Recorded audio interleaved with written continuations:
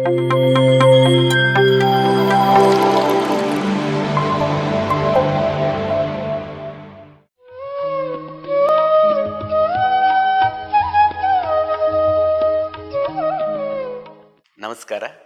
ನನ್ನ ಹೆಸರು ರಾಜು ಲಕ್ಷ್ಮಣಪ್ಪ ಧೋಳ ಅಂತ ಹೇಳಿ.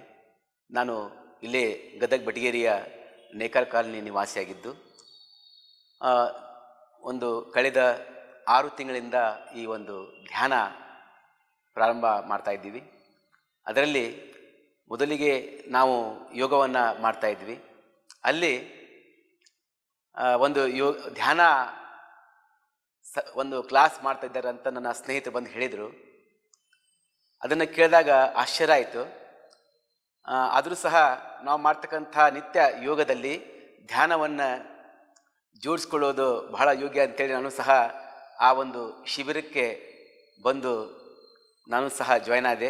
ಅದರಲ್ಲಿ ನಮ್ಮ ಬೆಟಗೇರಿ ಭಾಗದ ಅಕ್ಕಂದಿರಾಗಿರ್ತಕ್ಕಂತಹ ಶ್ರೀ ವಿದ್ಯಾರಾಣಿ ಮೇಡಮ್ ಅವರು ಮತ್ತು ನಮ್ಮ ರಮೇಶ್ ಅಣ್ಣವರು ಹಾಗೂ ನೇತ್ರಾವತಿ ಅಕ್ಕನವರು ಬಂದು ಇವರು ಅಲ್ಲಿ ಈ ಒಂದು 41 ದಿನಗಳ ಮಂಡಲ ಧ್ಯಾನವನ್ನು ಪ್ರಾರಂಭಿಸಿದರು. ಬಹಳ ಚೆನ್ನಾಗಿತ್ತು. 41 ದಿನಗಳ ಕಾಲ ಬಹಳ ಅದ್ಭುತವಾಗಿ ಧ್ಯಾನವನ್ನು ಹೇಳಿಕೊಟ್ರು. ಅದರಲ್ಲೂ ನೇತ್ರಾವತಿ ಮೇಡಮ್ ಅವರು ಬೆಳಿಗ್ಗೆ 6 ಗಂಟೆಗೆ ಅಂದ್ರೆ 6 ಗಂಟೆಗೆ ಬಂದು ಆ ಕ್ಲಾಸನ್ನು ಸ್ಟಾರ್ಟ್ ಮಾಡಿ ನಮಗೆ ಬಹಳ ಉತ್ತಮವಾಗಿ ಧ್ಯಾನ ಹೆಂಗೆ ಮಾಡಬೇಕು ಅನ್ನೋದನ್ನು ಹೇಳಿಕೊಟ್ರು. ಮೊದಲು ನಾವೆಲ್ಲ ಯೋಗ ಮಾಡ್ತಾ ಇದ್ವಿ, ಆದರೂ ಸಹ ಧ್ಯಾನ ಮಾಡ್ತಾ ಇರಲಿಲ್ಲ. ಧ್ಯಾನದ ಬಗ್ಗೆ ಬಹಳ ವಿಶೇಷವಾಗಿ ಹೇಳಿದರು. ಬರೇ ಜೊತೆಗೆ ಧ್ಯಾನವನ್ನು ಅಷ್ಟೇ ಕಲಿಸ್ಲಿಲ್ಲ, ಒಂದು ಕ್ಲಾಸ್ ಆದಮೇಲೆ ಒಂದು 10-15 ನಿಮಿಷ ಬೌದ್ಧಿಕ ಹೇಳ್ತಾ ಇದ್ರು. ಅವರು ಈಗ ಸಂಬಂಧಪಟ್ಟಂಥ ಧ್ಯಾನಕ್ಕೆ ಸಂಬಂಧಪಟ್ಟಿರ್ತಕ್ಕಂಥ ಬೌದ್ಧಿಕವನ್ನು ಹೇಳ್ತಾ ಇದ್ರು. ಅದರೊಳಗೆ ಕರ್ಮ ಸಿದ್ಧಾಂತ, ಸಾಕಷ್ಟು ಚಕ್ರಗಳ ಬಗ್ಗೆ, ಮೂಲಾಧಾರ, ಸ್ವಾಧಿಷ್ಠಾನ, ಮಣಿಪುರ, ವಿಶುದ್ಧ, ಆಜ್ಞಾ, ಸಹಸ್ರ ಚಕ್ರದ ಬಗ್ಗೆ ನಿತ್ಯ ನಮಗೆ ಹೇಳ್ತಾ ಬರ್ತಾಯಿದ್ರು. ಬಹಳ ಅದ್ಭುತವಾಗಿ ಒಂದು ತರಗತಿಯನ್ನು ತೊಗೊಂಡ್ರು. ಈ ತರಗತಿಯಿಂದ ನಮಗೆ ಬಹಳ ಅನುಕೂಲ ಆಗಿದೆ. ಹೆಂಗಂದ್ರೆ ಮಾನಸಿಕವಾಗಿ, ದೈಹಿಕವಾಗಿ ಮತ್ತು ಸಾಮಾಜಿಕವಾಗಿ ಬಹಳ ಚೆನ್ನಾಗಿ ಅನಿಸುತ್ತೆ. ನಾವು ಯೋಗವನ್ನು ಮಾಡ್ತಾ ಇದ್ವಿ. ಜೊತೆಗೆ ಏನು ಈಗ 6 ತಿಂಗಳಿಂದ ಈ ಒಂದು ಶಿಬಿರವನ್ನು ಪ್ರಾರಂಭ ಮಾಡಿದ್ರಲ್ಲ, ಆವಾಗಿನಿಂದ ನಾವು ನಿತ್ಯ ಧ್ಯಾನವನ್ನು ಜೋಡಿಸ್ಕೊಂಡಿದ್ವಿ. ಬೆಳಿಗ್ಗೆ ನಾವು ಅಲ್ಲಿ ಹೋದಾಗ ಒಂದು 6 ಗಂಟೆಗೆ ಕರೆಕ್ಟ್ ನಾವು ಧ್ಯಾನವನ್ನು ಸ್ಟಾರ್ಟ್ ಮಾಡ್ತೇವೆ, 7 ಗಂಟೆಗೆ ಮುಗಿಸಿಬಿಡ್ತೇವೆ. ನಂತರ 7ರಿಂದ 8-8:30 ತನಕ ನಾವು ಯೋಗವನ್ನು ಮಾಡ್ತೀವಿ. ಇದರಿಂದ ಮೊದಲಿಗೆ ನಾನು ಯೋಗ ಮಾಡೋದಕ್ಕಿಂತ ಹಾಗೂ ಈ ಧ್ಯಾನಕ್ಕೆ ಬಂದಾಗ ಮಾಡುವ ಯೋಗಕ್ಕಿಂತ ಬಹಳ ಚೇಂಜಸ್ ಆಗಿದೆ. ಸಾಕಷ್ಟು ಏಕಾಗ್ರತೆ ಬಂದದ. ಮೊದಲಿಗಂತರೂ ನಾವು ನಿತ್ಯ ನಮ್ಮ ಯೋಗ ಜೋಡಿಸ್ಕೊಂಡ್ಬಿಟ್ಟಿದ್ವಿ, ಆದರೂ ಇದು ಧ್ಯಾನ ಏನು ಜೋಡಿಸ್ಕೊಂಡಾಗಿಂದ ಹೆಚ್ಚಿಗೆ ಪರಿಣಾಮ ಬೀರಿದೆ. ನಮ್ಮ ನಡವಳಿಕೆ ಒಳಗಾಗಿರ್ಬೋದು, ಮಾತಾಡೋದ್ರೊಳಗಾಗಿರಬಹುದು, ಅಥವಾ ಆರೋಗ್ಯದಲ್ಲಾಗಿರ್ಬೋದು ಬಹಳ ಸುಧಾರಣೆ ಆಗಿದೆ. ನಿಜವಾಗ್ಲೂ ಧ್ಯಾನ ಬಹಳ ಅವಶ್ಯ ಇದೆ. ಅದಕ್ಕೆ ನಮ್ಮ ಇವತ್ತೇನು ನಮ್ಮ ಬೆಟಗೇರಿ ನಗರದ ಅಕ್ಕಂದಿರು ಮತ್ತು ಅಣ್ಣಂದಿರು ಕೂಡ್ಕೊಂಡು ಈ ಧ್ಯಾನ ಏನು ಕ್ಲಾಸ್ ಮಾಡ್ತಾ ಇದ್ದಾರೆ, ಬಹಳ ಸಂತೋಷ ಅನ್ನಿಸ್ತಾ ಇದೆ.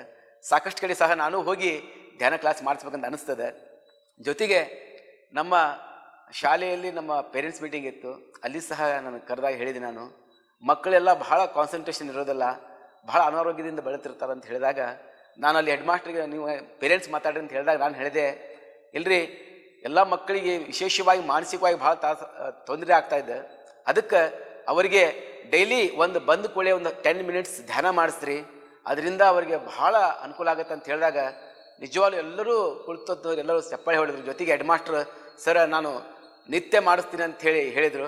ಆಮೇಲೆ ನಮ್ಮ ಹುಡುಗಿ ಕೇಳಿದಾಗ ಅವಳು ಹೇಳಿದ್ಲು, ಇಲ್ಲಪ್ಪ ಧ್ಯಾನ ಮಾಡಿಸ್ತಾ ಇದ್ದಾರೆ ಅಂಥೇಳಿ. ಭಾಳ ಸಂತೋಷ ಅನ್ನಿಸ್ತು. ಜೊತೆಗೆ ಈಗಿನ ಒಂದು ವಾತಾವರಣದೊಳಗೆ ಧ್ಯಾನ ಭಾಳ ಅವಶ್ಯವಾಗಿದೆ. ಎಲ್ಲರೂ ಇದನ್ನು ಮಾಡಲೇಬೇಕು. ಇದರೊಳಗೆ ಯಾವುದೇ ರೀತಿಯಿಂದ ಸ್ವಾರ್ಥ ಇಲ್ಲ. ಬ್ರಹ್ಮರ್ಷಿ ಪಿತಾಮಹ ಪತ್ರಿಜಿ ಗುರುಗಳ ಒಂದು ಮುಖಾಂತರವಾಗಿ ಈ ಎಲ್ಲ ನಮ್ಮ ದೇಶ ಅಲ್ಲದೆ ವಿದೇಶಗಳಲ್ಲಿ ಸಹ ಈ ಧ್ಯಾನವನ್ನು ಮಾಡ್ತಾ ಇದ್ದಾರೆ ಅಂತಂದು ಬಹಳ ಖುಷಿ ಅನಿಸುತ್ತೆ. ಇದು ನಮ್ಮ ಭಾರತ ದೇಶದ ಧ್ಯಾನ, ಅದಕ್ಕೆ ಎಲ್ಲರೂ ಮಾಡಬೇಕು. ನನಗಂತರೂ ಬಹಳ ಚೆನ್ನಾಗಾಗಿದೆ ಧ್ಯಾನ. ಅದರಲ್ಲೂ ಇಲ್ಲಿ ಬರೀ ಧ್ಯಾನ ಮಾತ್ರ ಮಾಡ್ತಾ ಇಲ್ಲ, ಸಾಕಷ್ಟು ಸ್ಟೇಷನ್ಗಳನ್ನು ಮಾಡ್ತಾ ಇದ್ದಾರೆ.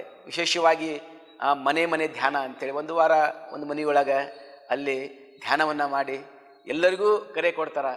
ತಮ್ಮ ಕೆಲಸಗಳನ್ನು ಮಾಡಿಕೊಂಡು ಜೊತೆಗೆ ನೇತ್ರಾವತಿ ಮೇಡಮ್ ಅವರು ಮತ್ತು ನಮ್ಮ ವಿದ್ಯಾರಾಣಿ ಮೇಡಮ್ ಅವರು ಎಲ್ಲರನ್ನೂ ಸಹ ಕರೆಸಿ ಆ ಒಂದು 2 ತಾಸುಗಳ ಧ್ಯಾನ ಮಾಡಿಸ್ತಾರ. ಅದು ಬಹಳ ವಿಶೇಷವಾಗಿರ್ತದೆ. ಜೊತೆಗೆ ಊಟ ಇರ್ತದೆ. ಮತ್ತು ವಿಶೇಷವಾಗಿರ್ತಕ್ಕಂಥ ಅತಿಥಿಗಳು ಬಂದಿದ್ರು ಮೊನ್ನೆ. ಪ್ರೇಮನಾಥ್ ಗುರೂಜಿ ಅಂತೇಳಿ ಬಹಳ ಅದ್ಭುತವಾಗಿರ್ತಕ್ಕಂತಹ ವ್ಯಕ್ತಿಯವರು. ವಯಸ್ಸು ಒಂದು 70-80 ಆಗಿತ್ತು ಪರವಾಗಿಲ್ಲ, ಆದರೆ ಬಹಳ ಚೆನ್ನಾಗಿ ತಮ್ಮ ಅನಿಸಿಕೆಗಳನ್ನು ಹೇಳಿದರು, ಸತ್ಯಗಳನ್ನು ಹೇಳಿದರು. ಜೊತೆಗೆ ಧ್ಯಾನ ಮಾಡೋದ್ರಿಂದ ಹೇಗೆ ವಿಶೇಷವಾಗಿ ಹೆಣ್ಣು ಮಕ್ಕಳಿಗೆ ಈ ಗರ್ಭಕೋಶದ ತೊಂದರೆ ಏನಿರ್ತೈತಲ್ಲ ಅದು ನಿವಾರಣೆ ಆಗೋದಕ್ಕೆ ಬಹಳ ಬೆನಿಫಿಟ್ ಅದ ಅಂಥೇಳಿ ಎಲ್ಲರಿಗೂ ಹೇಳಿದಾಗ ಬಹಳ ಅಕ್ಕಂದ್ರೆ ಬಹಳ ಸಂತೋಷಪಟ್ಟರು. ಬರೀ ಯೋಗವನ್ನು ಬರೀ ಧ್ಯಾನವನ್ನು ಮಾತ್ರ ಹೇಳ್ತಾ ಇಲ್ಲ. ಇಲ್ಲಿ ನಮ್ಮ ನೇತ್ರಾವತಿ ಮೇಡಮ್ ಏನು ಹೇಳ್ಯಾರಪ್ಪ ಅಂತಂದ್ರೆ, ಈ ಧ್ಯಾನ ಕ್ಲಾಸ್ನೊಳಗೆ ಬರೀ ನಮ್ಮ ಒಳಗಿರ್ತಕ್ಕಂತಹ ಎಲ್ಲ 72,000 ನಾಡಿಗಳು ಸಹ ಸಂಪೂರ್ಣವಾಗಿ ಕೆಲಸ ಮಾಡ್ತಾವೆ ಅಂಥೇಳಿ. ಏನು ಬ್ಲಾಕೇಜ್ ಆಗಿರ್ತಕ್ಕಂಥ ನಾಡಿಗಳು ಇರ್ತಾವಲ್ಲ ಅವೆಲ್ಲ ಓಪನ್ ಆಗ್ತಾವೆ. ಒಮ್ಮೆಗೆ ಇದು ಧ್ಯಾನ ಅಂತದಲ್ಲ, ಒಂದು 3 ತಿಂಗಳ 6 ತಿಂಗಳ 1 ವರ್ಷ 2 ವರ್ಷ ನಿತ್ಯ ಒಟ್ಟ ಸಾಧನೆಯೊಳಗೆ ಮಾಡ್ಕೊತೀರಿ ಅಂತ ಹೇಳಿದರು. ಅದ್ರ ಜೊತೆಗೆ ಬರೀ ಧ್ಯಾನ ಹೇಳೋದನ್ನ ಏನು ನಮ್ಮಲ್ಲಿ ಇರ್ತಕ್ಕಂಥ ಅಹಂಕಾರ ಹೋಗ್ಬೇಕಪ್ಪ ಅಂತಂದ್ರೆ ಒಂದು ಮಂತ್ರ ಹೇಳ್ಕೊಟ್ರು ಅವರು ನೇತ್ರಾವತಿ ಮೇಡಮ್. ಏನಪ್ಪಾ ಅಂತಂದ್ರೆ ಥ್ಯಾಂಕ್ಸ್ ಅಥವಾ ಧನ್ಯವಾದಗಳನ್ನು ಹೇಳ್ರಿ ಅಂತೇಳಿ. ನಮಗೆ ಯಾರಾದರೂ ಏನಾದರೂ ಮಾಡಿದ್ರಪ್ಪ ಅಂದ್ರೆ, ಅವ್ರು ಸಹಾಯ ಮಾಡಿದ್ರಪ್ಪ ಅಂದ್ರೆ ಒಂದು ಥ್ಯಾಂಕ್ಸ್ ಹೇಳ್ರಿ, ಧನ್ಯವಾದ ಹೇಳ್ರಿ, ಇಷ್ಟು ಸಾಕು. ಅದು ನಿಮ್ಮದು ಪರಿಪೂರ್ಣತೆ ಅಹಂಕಾರ ಇರೋದಲ್ಲ ಅಂತ ಹೇಳಿದ್ರು ಅವರು. ನಿಜವಾಗ್ಲೂ ಅದು ನಾನು ಅಳವಡಿಸ್ಕೊಂಡು ಬಂದಿದ್ದೀನಿ. ಯಾವುದೋ ಇವತ್ತು ನಾನು ಕೆಲಸ ಮಾಡ್ತೀನಿ, ರೊಕ್ಕ ಕೊಡ್ತಾರಿಲ್ಲ ಅನ್ನೋಂಗಿಲ್ಲ, ಆದರೆ ಅದಕ್ಕೆ ನಾನು ಧನ್ಯವಾದ ಹೇಳ್ತೀನಿ. ಅದಕ್ಕೆ ಅವರು ಖುಷಿ ಪಡ್ತಾರೆ, ಕೊಟ್ಟಂಥ ವ್ಯಕ್ತಿಗಳು ಸಹಿತ ಖುಷಿ ಪಡ್ತಾರೆ. ಅದಕ್ಕೆ ಆ ಒಂದು ಮಂತ್ರ ಐತಲ್ಲ, ಅದು ಅಹಂಕಾರವನ್ನು ಹೋಗಲಾಡಿಸೋದಕ್ಕೆ ಮಂತ್ರ ಅಂತಂದರೆ ಥ್ಯಾಂಕ್ಸ್ ಅಥವಾ ಧನ್ಯವಾದಗಳನ್ನು ಹೇಳುವಂಥದ್ದು. ಅದು ಬಹಳ ಮೆಚ್ಚುಗೆ ಆಯಿತು. ಅದಕ್ಕೆ ಈ ಟೀಮ್ನವರಿಗೆ, ನಮ್ಮ ಗದಗ ಬಡಿಯಲ್ಲಿರ್ತಕ್ಕಂಥ ಎಲ್ಲ ಅಕ್ಕಂದಿರಿಗೂ ಅಣ್ಣಂದಿರಿಗೂ ಸಹ ಇದನ್ನು ಹೆಚ್ಚಿಗೆ ಪ್ರಚಾರ ಮಾಡೋಣ, ಹೆಚ್ಚಿಗೆ ಬೆಳೀಲಿ ಅಂಥೇಳಿ ನಾನು ಆಸೆ ಪಡುತ್ತಾ, ಧ್ಯಾನದಿಂದ ಬಹಳ ಒಳ್ಳೆಯದಾಗಿದೆ. ಇದು ಎಲ್ಲರೂ ಮಾಡಲೇಬೇಕು, ಮಕ್ಕಳಿಗಂತೂ ಬಹಳ ಅವಶ್ಯ ಅದ. ಅದಕ್ಕೆ ನನ್ನ ಅನಿಸಿಕೆ ಪ್ರಕಾರ ಈ ಚಿಕ್ಕ ಮಕ್ಕಳಿಗೆ ಸಹ ಬಾಲ್ವಾಡಿಯಲ್ಲೇ ಈ ಧ್ಯಾನವನ್ನು ಅಳವಡಿಸ್ಕೋಬೇಕು ಅಂಥೇಳಿ. ಯಾಕಂದರೆ 10-11 ಕ್ಲಾಸ್ ಆದಾಗ, ತರಗತಿ ಬಂದಾಗ ಸ್ವಲ್ಪ ಅವ್ರು ಬೆಳವಣಿಗೆ ಆಗಿಬಿಟ್ಟಿರ್ತೈತೆ, ಅದ್ರ ಬಗ್ಗೆ ಸ್ವಲ್ಪ ಇದು ಮಾಡ್ತಾರೆ, ಕಡಿಮೆ ಮುಚ್ಕೊಂಡು ಕೂತ್ಕೊಳ್ಳೋದು ಅಂತೇಳಿ. ಮೊದಲಿಂದನೂ ಶಿಕ್ಷಣ ದೊರೀಬೇಕು, ಇದು ಸಹ ಶಿಕ್ಷಣಗಳು ಒಂದು ಆಗಬೇಕು ಅಂತ ನನ್ನ ಆಸೆ. ಆದ್ದರಿಂದ ಈ ಏನು ಧ್ಯಾನ ಐತಲ್ಲ ಎಲ್ಲರೂ ಮಾಡೋಣ, ಆರೋಗ್ಯದಿಂದಿರೋಣ, ಸಕಲ ಜನ ಸುಖಿನೋ ಭವಂತು ಅಂಥೇಳಿ. ಎಲ್ಲರೂ ಆರೋಗ್ಯ ಇರಬೇಕು. ಕೇವಲ ನಾನಷ್ಟೇ ಆರೋಗ್ಯ ಇದ್ರಪ್ಪ ಅಂದ್ರೆ ಚೆನ್ನಾಗಿರುತ್ತೆ ಅಂತ ಅಲ್ಲ, ನಮ್ಮ ಜೊತೆಗಿರ್ತಕ್ಕಂಥ ನಮ್ಮ ಎಲ್ಲ ಅಣ್ಣಂದಿರು ಅಕ್ಕಂದಿರು ನಮ್ಮ ಕುಟುಂಬದವರು ಎಲ್ಲರೂ ಸಹಿತ ಧ್ಯಾನ ಮಾಡಬೇಕು, ಯೋಗವನ್ನು ಮಾಡಬೇಕು. ಪ್ರತಿಯೊಬ್ಬರೂ ಯಾವುದಾದ್ರೂ ಒಂದು ಜೋಡಣೆ ಮಾಡಿಕೊಂಡಾಗ ಮಾತ್ರ ಮನುಷ್ಯನ ಜೀವನ ಸಾರ್ಥಕ ಆಗುತ್ತೆ ಅಂಥೇಳಿ ಹೇಳ್ತಾ ನನ್ನ ಈ 2 ಅನಿಸಿಕೆಗಳನ್ನು ಹೇಳೋದಕ್ಕೆ ಇಷ್ಟಪಡ್ತಿದ್ದೀನಿ. ಜೈ ಹಿಂದ್, ಜೈ ಕರ್ನಾಟಕ ಮಾತೆ. ಹರಿ ಓಂ. PMC ಕನ್ನಡ ಚಾನೆಲ್ ಅನ್ನು ಲೈಕ್ ಮಾಡಿ, ಶೇರ್ ಮಾಡಿ, ಸಬ್ಸ್ಕ್ರೈಬ್ ಮಾಡಿ ಮತ್ತು ಮಾಡಿಸಿ. ಎಲ್ಲರಿಗೂ ಧನ್ಯವಾದಗಳು.